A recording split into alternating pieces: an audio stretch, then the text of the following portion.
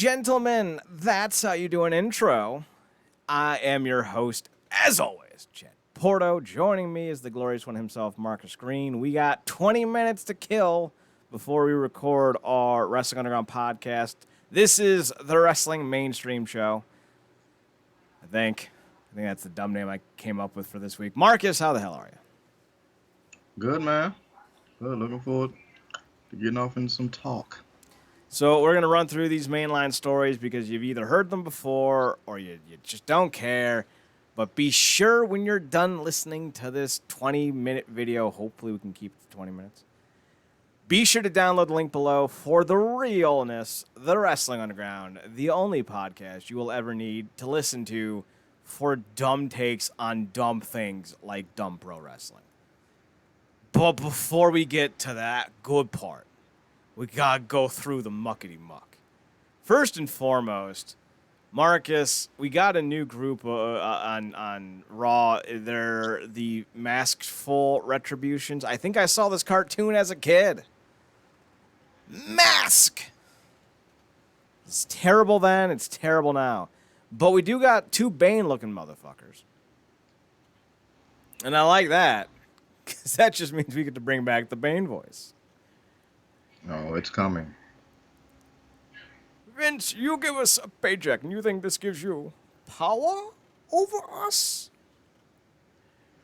You've only adopted terrible writing, but we were born from it, molded by it. We didn't see good writing until we left this company, and we were already a man. Me, I'm just looking around like, what? Does Keith know this? I was seeing Paul Heyman in the hall because they push more ethnic talent over them. Oh, you think creative was yours? But you was maligned in it, fired from it. Yes. So we got some Bane-tastic dumbness going on. I don't know. Does Vince not like stables because he can't do them well? Think about it. In 40-odd years, he's had two genuinely successful stables. And they weren't even his ideas. You had DX, which was obviously an NWO ripoff. And then you had the Evolution stable, which was obviously a Four Horsemen spinoff.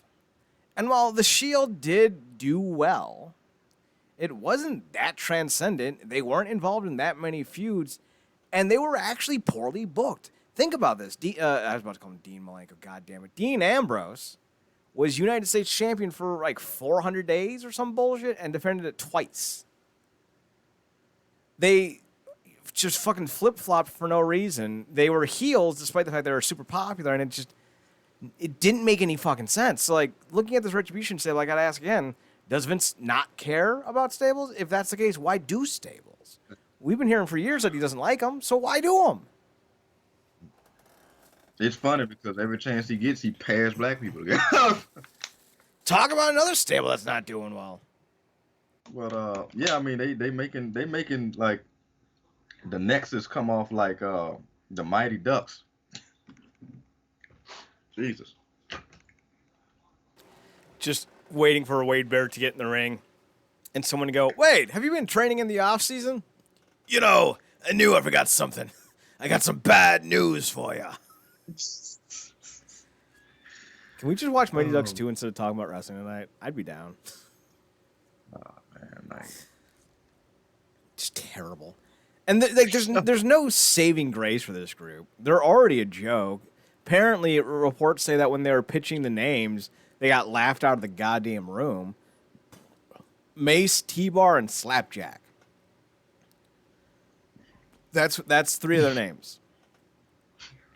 Wait, was these the names that Toker and Razor turned down? Or Yes. Akam and Razor? Yes, Tokar and Razor did turn them down.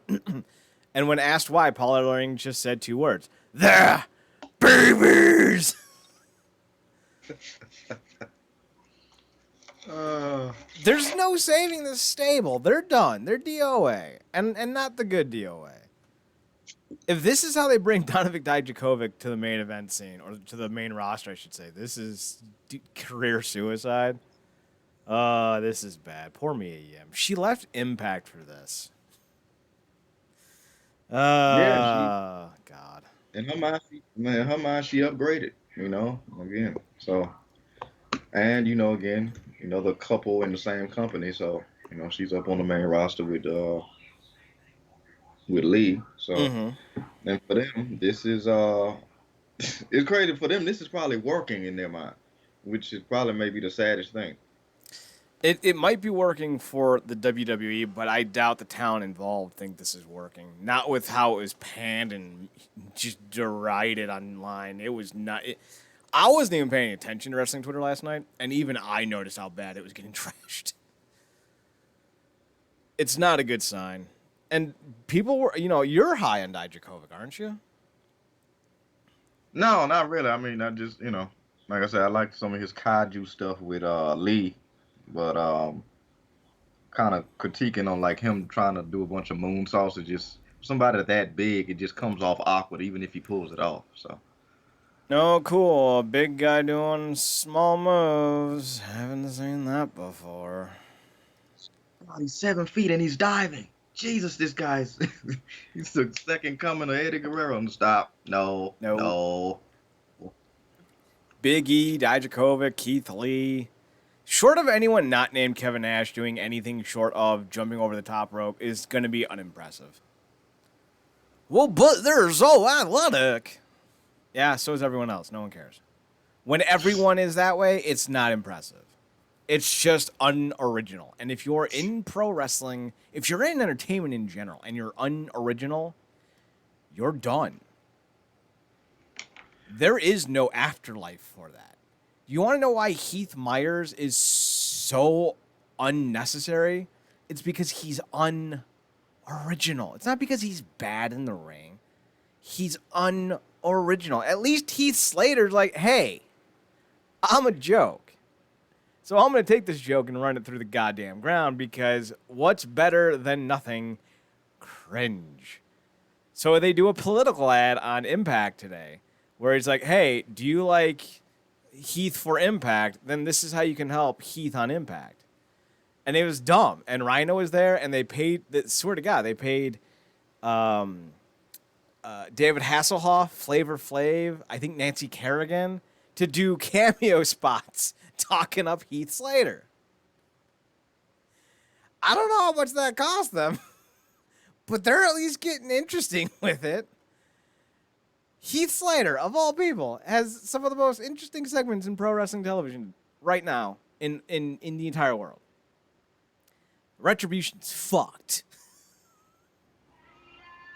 Yeah, they're not gonna get any for this crap storyline either. It's it's funny because comparing it to Nexus, you saw how so many of those guys faded off. It feels like the only guy that really popped, and if for no other reason than the company just kept trying to do stuff with him, was Barrett.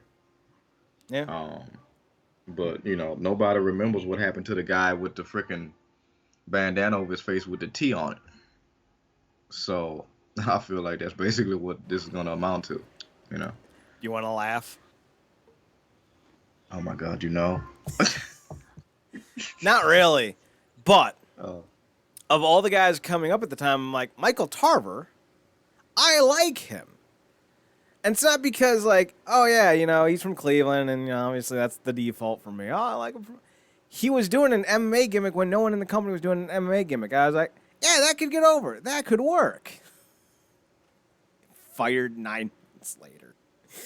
That was my picking someone ahead of Michael Jordan moment.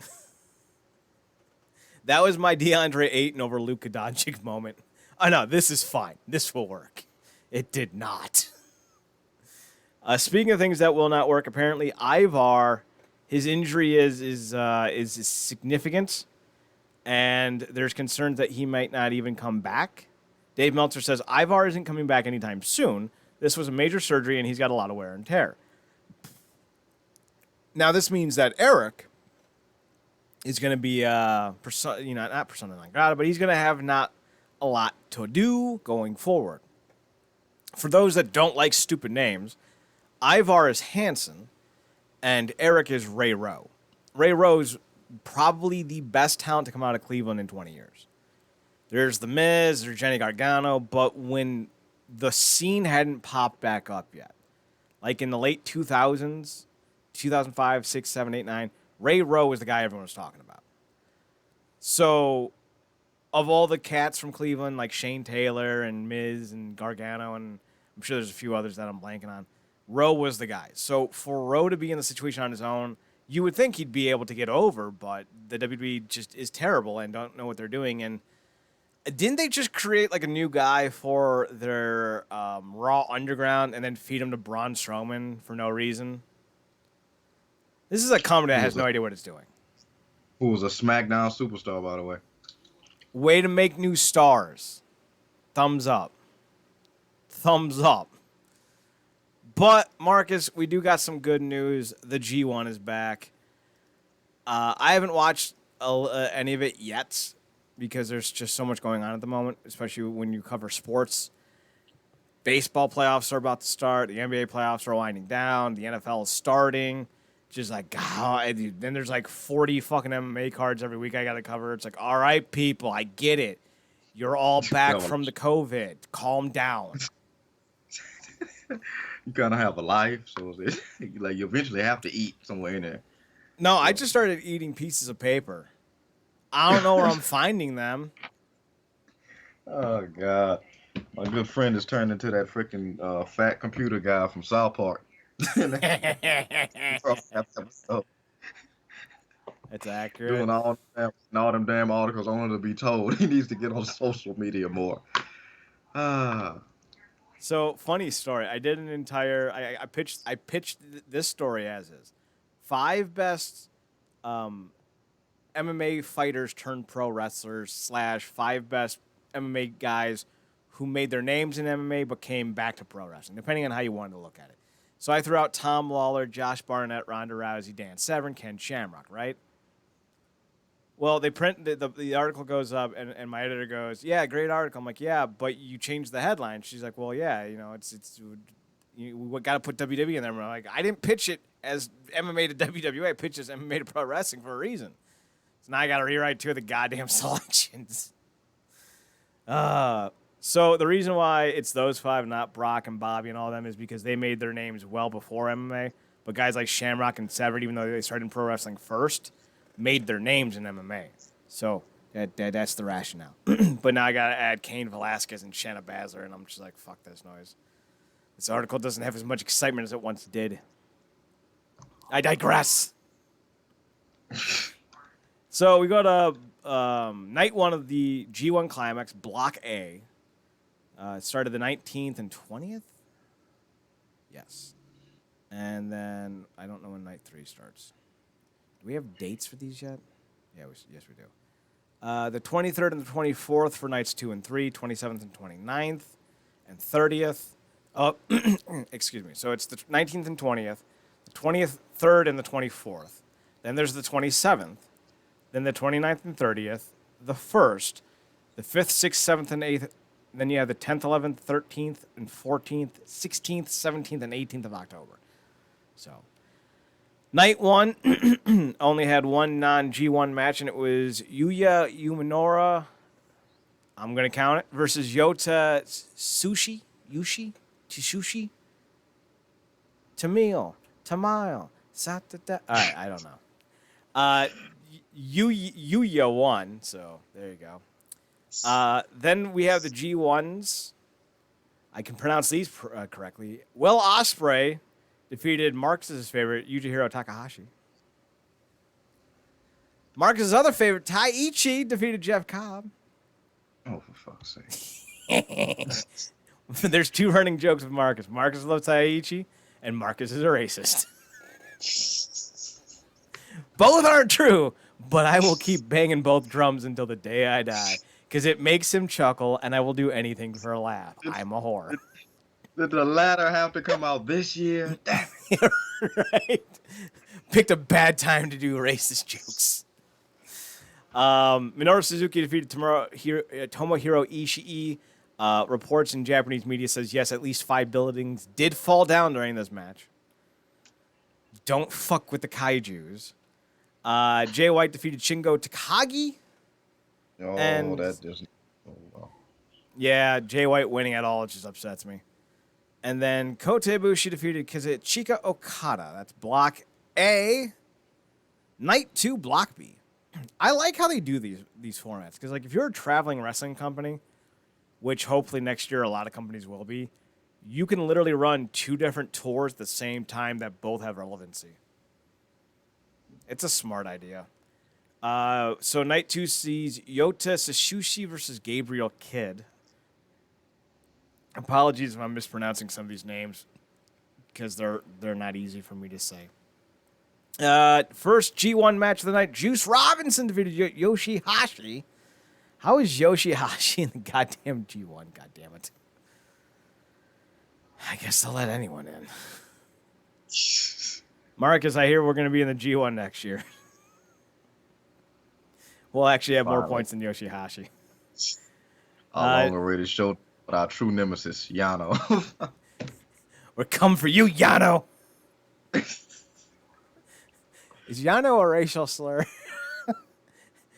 Can we do a Marcus T scene where Marcus is like, "We're coming for you, Yano," and then you tuck your head and you're like, "Why'd I just say that?" Then they pan to Yano. He just does his shoulder shrug with the arms up. With a yellow Fu Manchu and a red and orange bandana. Yano defeated Sonata by countout. Sonata's got new hair. That was talk of the Twitter sphere I saw. Considering his fucking chin strap goatee was awful, I'll take anything he has besides that. Yeah. I remember that was Chad's early Halloween nightmare. He was like, what the fuck is going on?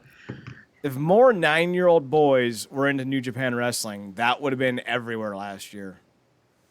And I would have had so many police at my house because apparently you can't throw candy at kids.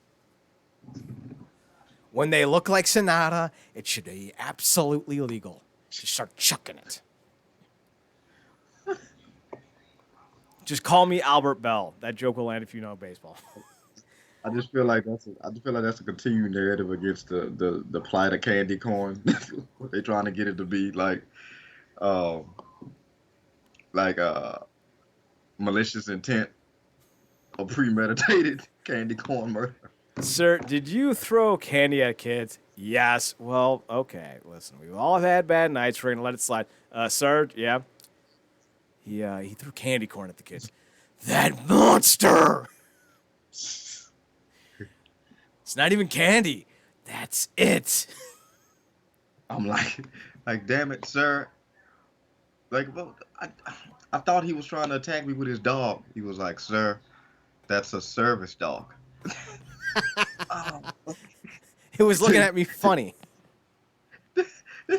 Then you realize it's the kid from Major Pain.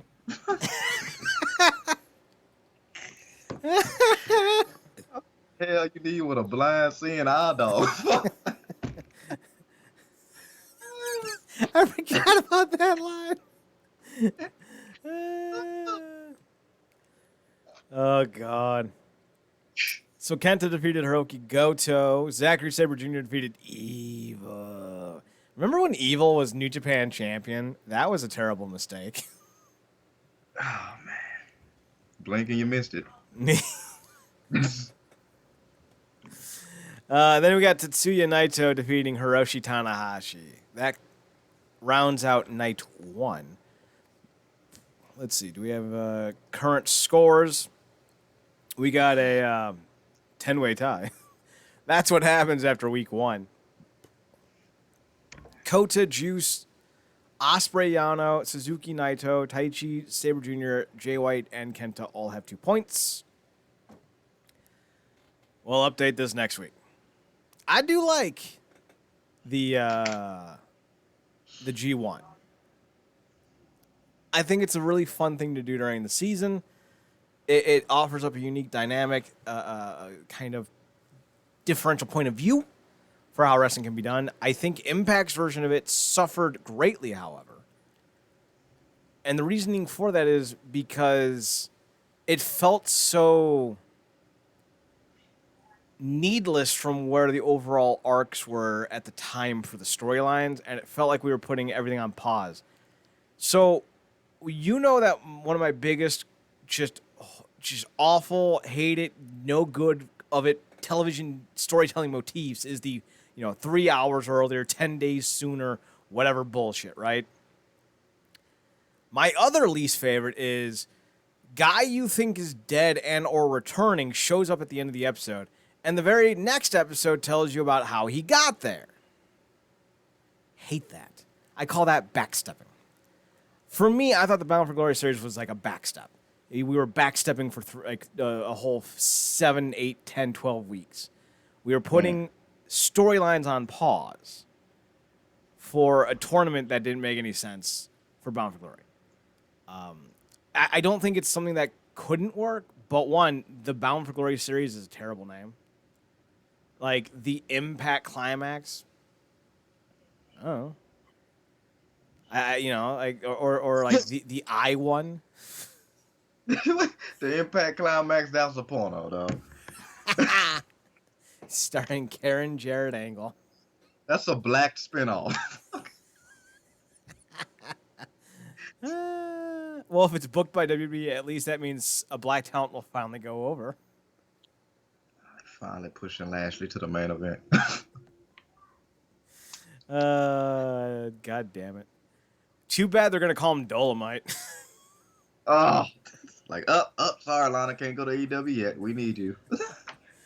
You need to be Dola Lashley's new concubine side mistress. If Bobby Lashley's Dolomite, that's got to make MVP Shaft. I'm just saying. Like, if we're going to go with the 1970s Black Stoy... God damn it. Why can't I say that? Blaxploitation. Thank you. We're just going to let you say it, because when I try to say it, I'm like, Black Split... God, dude. Hurdles. We all have them. Speaking is mine. But yeah, that's basically what we got to do to get Blacktown over on WWE television. Just go back to the 70s. That'll be good for everyone. We can bring back Bob Backlund while we're at it. Let's not. Crazy Backlund and Impact was awesome. Mr. Backlund. Anything else was tragic. Just so tragic. All right, Marcus, my good friend, that's all we got for the mainstream. Anything else pop up that you want to talk about before we shut things down, shutter the doors, and go down to the underground?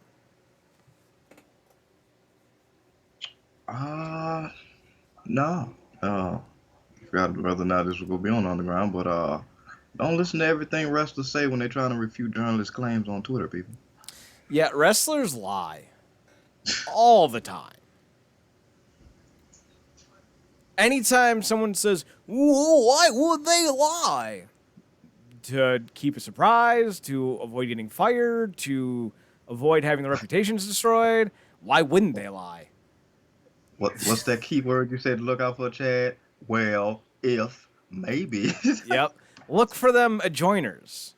Haven't yet, might will, could possibly, in time. Damn, never say nevers. They're not even saying never say nevers. They're saying in about 2 weeks. When the ink dries. Didn't John Morrison say he wasn't going back to the WWE? Yep. Pretty sure he did. I guarantee Ty is all sorts of pissed. All sorts of pissed. Especially if Melina gets paired back up with John. That'll be some dumbness. I want to ask if they're stupid enough to actually pull that, but You know they at this are. point. All right, go to realnerdcorp.com. We got new podcasts up from the weekend. We talked about all sorts of dumb stuff. Go check it out. realnerdcorp.com, RealNerdcorp.com. If you're listening to this on Twitch, you're done for the night. Go home and enjoy your family. If you're not listening to this on Twitch, that means you're listening to us on the YouTube, which means the rest of the show is down below. Click below the video in the little description. Click download or go to the website, realnerdcorp.com, and listen to it there. We are talking about Davey Boy Smith Jr.'s future destinations, Ring of Honor's next episode of their Pure Championship Series, this daffy new wrestling thing that the NWA is doing, and we'll talk about their first show. All that and more down below. Click it, ticket, and drive, or something like that. We're going to shutter the doors, lock up everything, and we're gone. Marcus can be found over on Twitter at ParadoxKid, ParadoxKid. That's me. You can also find him, goddammit. I never expect the voices. You can also find him on his other podcast, The Drew Penny Show, TruePennyShow. And you can find me on Twitter at ChadNerdCorp, ChadNerdCorp, and on the Instagram at Chad's Photo Hut. Marcus, let's head to the basement, lock the doors, and get with the spooky. Say goodnight. Good night, me.